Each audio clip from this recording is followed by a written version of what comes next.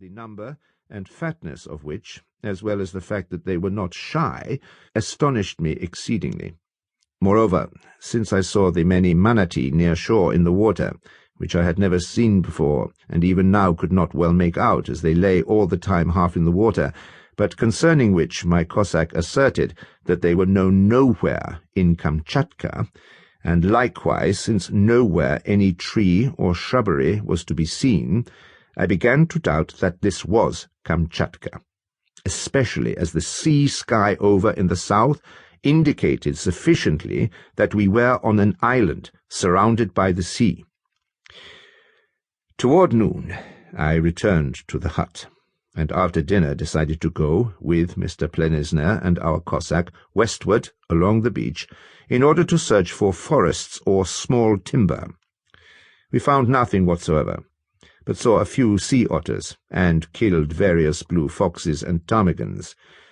On the way back we sat down at a small stream, regaled ourselves with tea, and thanked God heartily that once more we had good water, and under us solid ground, at the same time recalling how wonderfully we had fared, and remembering the unjust conduct of various people.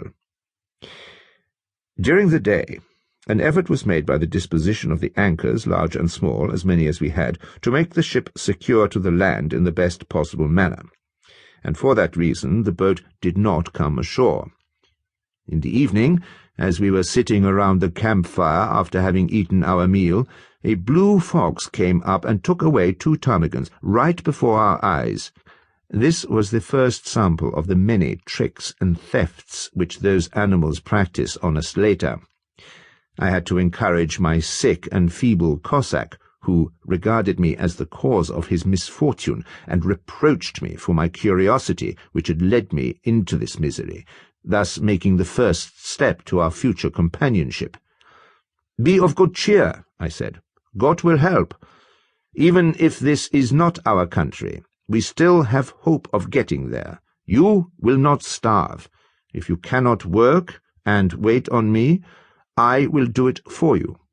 I know your upright nature and what you have done for me.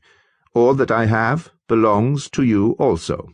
Only ask, and I will divide with you equally until God helps." But he said, "Good enough. I will gladly serve your Majesty. But you have brought me into this misery. Who compelled you to go with these people? Could you not have enjoyed the good times on the Volshaya River?" I laughed heartily at his frankness and said, "God be praised, we are both alive. If I have dragged you into this misery, you have in me, with God's help, a lifelong friend and benefactor. My intentions were good, Thomas, so let yours be good also. Moreover, you do not know what might have happened to you at home." In the meantime, I took this as a cue to consider how we could protect ourselves against the winter by building a hut, in case it turned out that we were not in Kamchatka but on an island. That evening, therefore, I started to confer with Mr. Plenisner about building a hut for all eventualities, and assisting each other with word and deed as good friends, no matter how the circumstances might shape themselves. Although, for appearance's sake, in order not to discourage me, he did not assent to my opinion that this was an island, nevertheless he accepted my plan in regard to the hut. On November the 9th, the wind was from the east, and the weather rather bearable. In the morning we went out to look for a site and to collect wood, and selected during the day the spot where we built later on, and where the whole command also set up their huts and wintered.